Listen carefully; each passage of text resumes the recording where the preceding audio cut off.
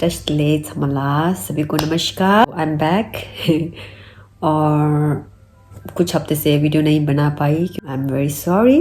तो हमने last video में ऐसा लग रहा है कि जैसे मैं बहुत पढ़ा रहा हूँ। सबसे पहले यही बताना चाहती हूँ कि मैं एक्सपर्ट नहीं हूँ, लेकिन मैं अपने साइड से कोशिश कर रहा हूँ कि जो मैंने एक्सपीरियंस किया है उससे किसी को सीख मिले। इसी वजह से मैं बता रही हूँ सबको कि मैं कोई एक्सपर्ट नहीं हूँ। And thank you very much जिसने भी मुझे मैसेज किया था, क्योंकि उन लोगों ने मेरे ऊपर ट्रस्ट करके कुछ क्वेश्चंस वगैरह है ना, कुछ क्वेरी किया था। तो उन सभी को मैं बोलना चाहती हूँ कि thank you for trusting on me, approaching me, and I will be always glad and happy to help you all with whatever experience I have gained। और सभी को ऑल द बेस्ट जो भी अभी इस प्रोसेस जा रहे हो।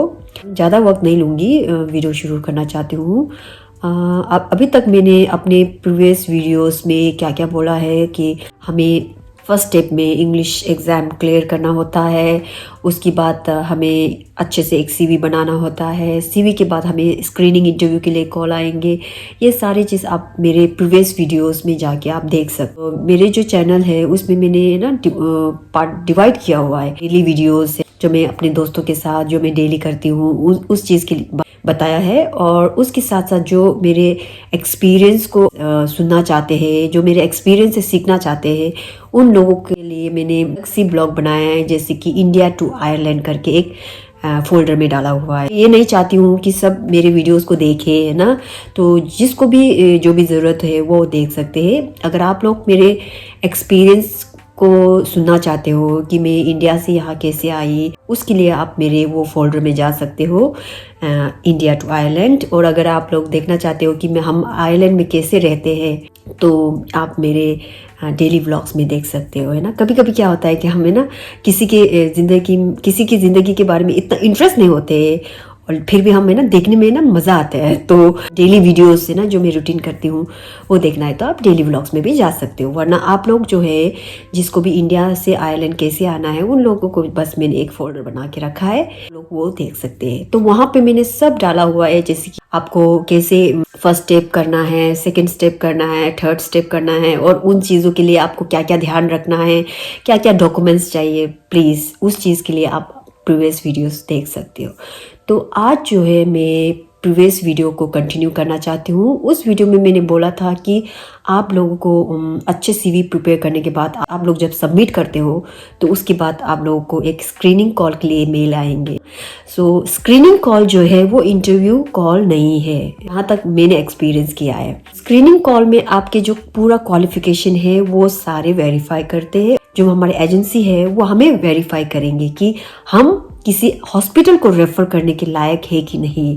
तो वो होते हैं स्क्रीनिंग कॉल। तो जहाँ तक मुझे लगता है मैंने स्क्रीनिंग कॉल के बारे में थोड़ा सा बताया था पहले। स्क्रीनिंग कॉल में आपको ये चीज़ पूछेंगे कि जैसे कि आप अपने आप को इंट्रोड्यूस करो। ये एक प्रकार के आप इंटरव्यू में आप अपने आप को कैसे प्रेजेंट करते हैं। जब हॉस्पिटल के इंटरव्यू होंगे तो आप अपने आप को कैसे प्रेजेंट कर सकते हो वो देखने के लिए होते हैं। और जो भी आपने सीवी में मेंशन किया हुआ है, जैसे क्वालिफिकेशन के बारे में, मेरे एक्सपीरियंस के बारे में, मेरे जो डिपार्टमेंट है, वो सारा चीज़ जो है वो वेरीफाई करते हैं। और उसके बीच बीच में अगर आपको मेडिकल सर्जिकल वैकेंसी के लिए सेलेक्ट किया गया है तो आपको मेडिकल सर्जिकल रिलेटेड ही आपको क्वेश्चन करते हैं वो जो एजेंसी है। ये जो है आपके लिए वो होता है जैसे कि रिहर्सल होते हैं ना, रिहर्सल, या it is just like a rehearsal. But इसमें भी आपको देखते हैं कि आप इसमें सेलेक्ट होते हो कि नहीं। अगर इसमें भी आप सेलेक्ट नहीं होते हो then you won't go further to the interview call of the hospital और होम केयर। आपको ये भी चीज़ आपको ध्यान रखना है कि आप कहीं भी स्टेप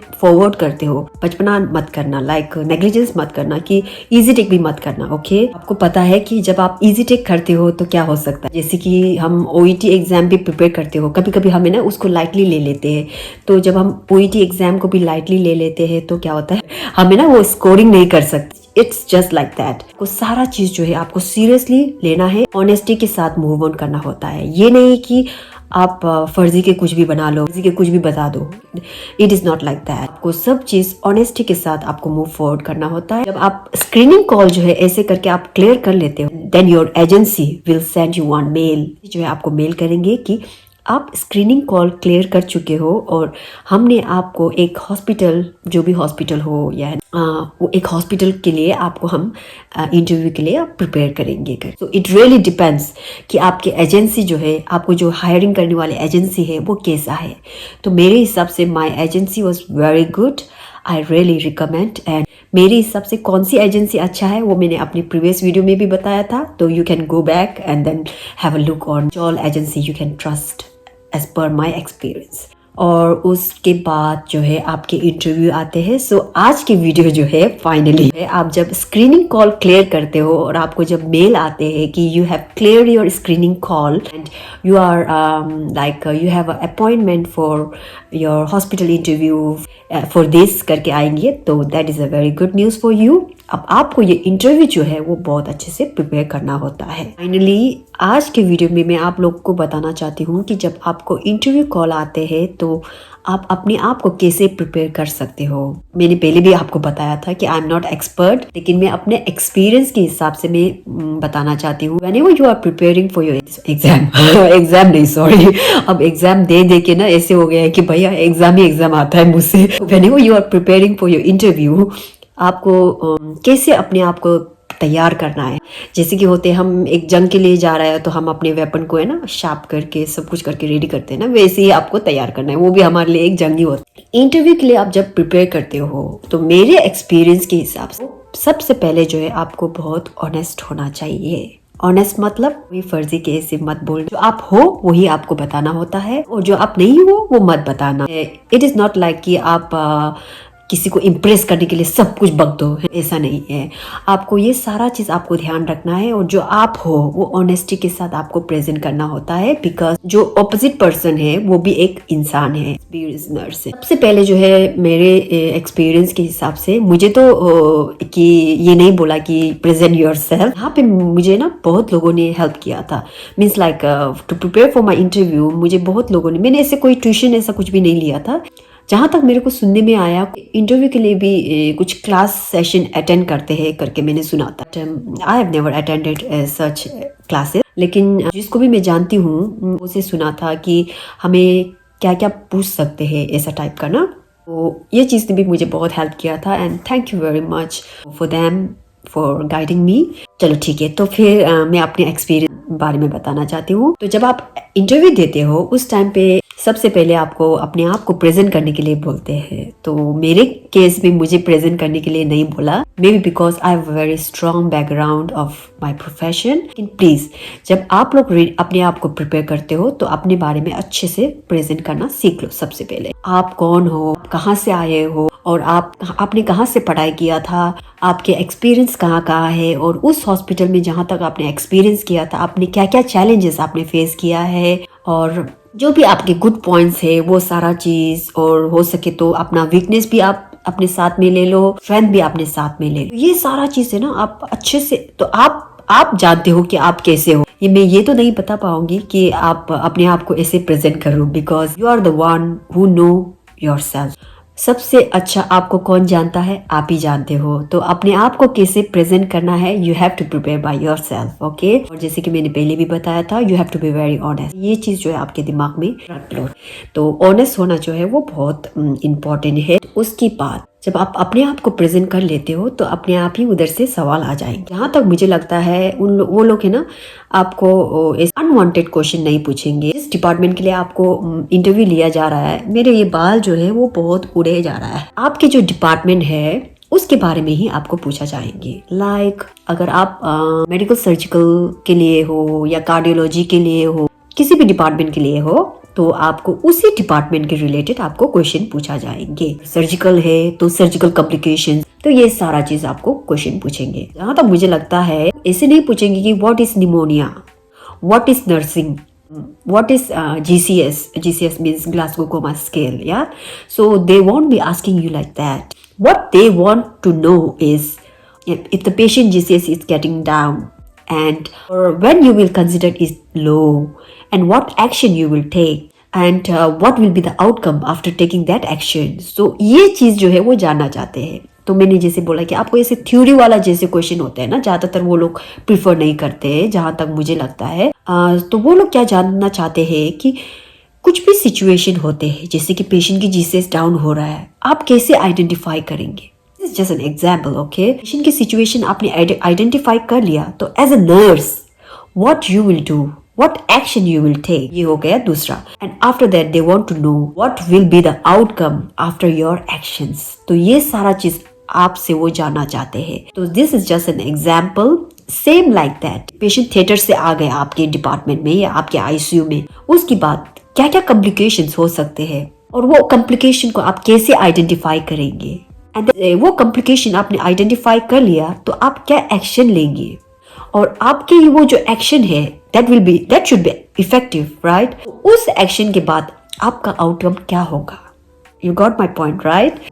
ऐसे ही करके आपको बहुत सारे क्वेश्चंस पूछा जाएंगे। इट्स नॉट लाइक थ्योरी कि what is nursing, what is pneumonia, what is athletics, it is not like that. वो बस इतना ही जानना चाहते हैं कि वो आप सिचुएशन जो है, जो भी आपके डिपार्टमेंट है, ऑन्कोलॉजी है तो ऑन्कोलॉजी के सिचुएशन के बारे में, मेडिकल सर्जिकल है तो मेडिकल सर्जिकल के पेशेंट के सिचुएशन के बारे में, पेशेंट के कंडीशन के रिलेटेड एक सिचुएशन के बारे में, कार्डियोथोरेसिक है तो कार्डियोथोरेसिक के सिचुएशन के बारे में, ये सारा चीज जो है वो जानना चाहते हैं। So what should be included in your answer? The situation, how you will identify the situation, and then what action you will be taking, what will be the outcome of your actions. ये सारा चीज जो है वो आपसे जानना चाहते हैं। तो ऐसे ही करके आपको क्वेश्चंस 1 2 3 करके आपको देंगे। यहाँ तक मुझे लगता है आपके एजेंसी जो है वो आपको हेल्प करेंगे इंटरव्यू के लिए प्रिपेयर करने के लिए, क्योंकि मुझे नहीं लगता है अगर मैं आपको कुछ बताऊंगी तो that will be the same questions that they will ask. मुझे ऐसा नहीं लगता है क्योंकि मेरा डिपार्टमेंट कंप्लीटली डिफरेंट है और आप जो है किस डिपार्टमेंट से बिलोंग्स करते हो, दैट रियली मैटर्स, कि उसके हिसाब से आपको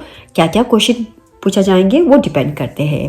आई hope you got my point, right? जब भी आप इंटरव्यू के लिए प्रिपेयर करते हो तो you know your department, right, and you know your self. आप अपने आप को ऐसे ही प्रेजेंट करो कि आपके डिपार्टमेंट में क्या क्या कॉम्प्लिकेशंस हो सकते हैं और उस कॉम्प्लिकेशंस को आप कैसे आइडेंटिफाई करेंगे और उस सिचुएशन के हिसाब से आप क्या एक्शन ले सकते हो, उस एक्शन जो है आपने क्यों लिया और what will be the outcome. इसके अलावा आपको कुछ और जानना है then you can, I am sorry या सो इसके साथ मैं आपको एक चीज बताना चाहती हूँ। मुझे लगता है मेरे लोगों ने मेरे इंस्टाग्राम पे मैसेज किया है, but I am really sorry कि मैं अभी इंस्टाग्राम यूज नहीं करती हूँ। और if you want then you can directly message me in my Facebook, लेकिन मैसेज करने से पहले प्लीज आप मेंशन कर देना कि यूट्यूब चैनल से आई हूँ करके आप मेंशन करना। That will be the important person for me to reply, और अनवांटेड मैसेजेस का मैं रिप्लाई नहीं करती हूँ। I will be glad to reply you there, and there is a reason, that's why मेरे फेसबुक में मैसेज करते हो तो प्लीज आप जरूर मेंशन करना कि मैं आपके यूट्यूब के थ्रू से आई हूँ and then I want to ask about the process, something like that. Please ये जरूर मेंशन करना, then only I can reply you.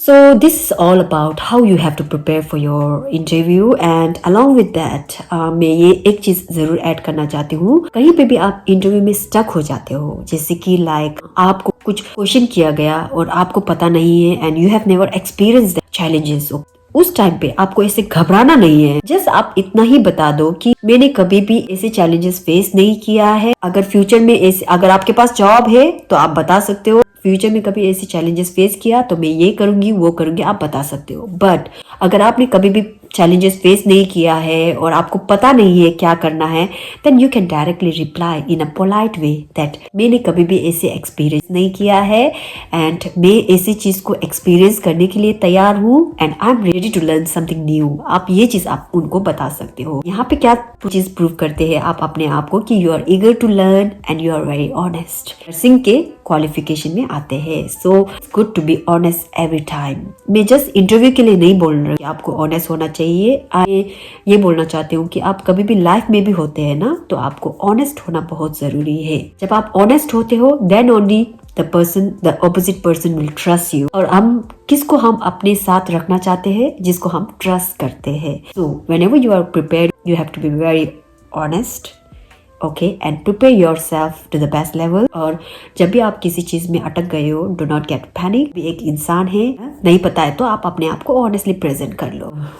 आज के वीडियो में मैं इतना ही बताना चाहती हूँ कि जब भी आप इंटरव्यू के लिए प्रिपेयर करते हो, your answer should be with how you will identify the situation and what action you will take and then what will be the outcome of that action। ये तीन जो है, जब भी आप कुछ किसी भी चैलेंजेस, कॉम्प्लिकेशंस, सिचुएशंस को आप प्रिपेयर करते हो तो आप ये चीज़ आप फॉलो कर सकते हो। Your interview will be based upon your department, कि आप कौन सी डिपार्टमेंट पे बिलोंग करते हो, उसके हिसाब से आपको अपना इंटरव्यू प्रिपेयर करना होता है। I hope you all are clear with my answers and please have a look on previous videos. मैं किसी को कुछ बताती हूँ, मैं अपने आप को उसकी जगह में रखती हूँ और मैं सोचती हूँ कि अगर किसी ने मुझे इस वे में बताया तो मुझे अच्छे समझ आएंगे ऐसे करके, तो मैं उसी हिसाब से अपने आप को प्रिपेयर करके मैं बताती हूँ। जहाँ तक मेरे एक्सपीरियंस है, मुझे ना ऐसे पॉइंट वाइज होते हैं ना, समझाते हैं तो मुझे बहुत अच्छे से समझ में आता है। ऐसे लंबे वीडियो से अच्छा है कि मुझे ऐसे पॉइंट वाइज ही समझ में आता है। और जब भी आप ओवरसीज के लिए आप अप्लाई करते हो, एक चीज जरूर ध्यान रखना कि आप सब चीज को साथ में लेते हो ना, then it will be a burden on your head. So आपको ये चीज ध्यान रखना है कि आपको कभी भी आप ओवरसीज के लिए स्टेप फॉरवर्ड करते हो, you have to take a step by step, step by step. ठीक चीज़ पे आप जा रहे हो वो इजीली होंगे। ठीक है, अगर आप जब ये चीज़ कर रहे हो आप उस चीज़ के लिए सोचेंगे, उस चीज़ के लिए सोचेंगे, then it will be over burden for you and it will cause stress, mental disturbance. Okay, जो इसलिए मैं वीडियो बनाती हूँ तो मैं ना पॉइंट वाइज ही बताती हूँ कि स्टेप 1 में आपको क्या करना है, स्टेप 2 में क्या करना है, स्टेप 3 में क्या करना है। और मुझे लगता है जहाँ मैं वीडियो बना रही हूँ किसी ने तो स्टेप 1, 2, 3 क्लियर कर लिया होगा और स्टेप 4 में भी हो सकते हैं ना। सारा वीडियो जो है मैंने स्टेप बाय स्टेप ही बनाया है। Hope everything is clear and at last thank you so much for trusting on me and you can reach me through my Facebook. Thank you so much and all the very best for everyone who is trying for overseas. Good luck. See you in next vlog.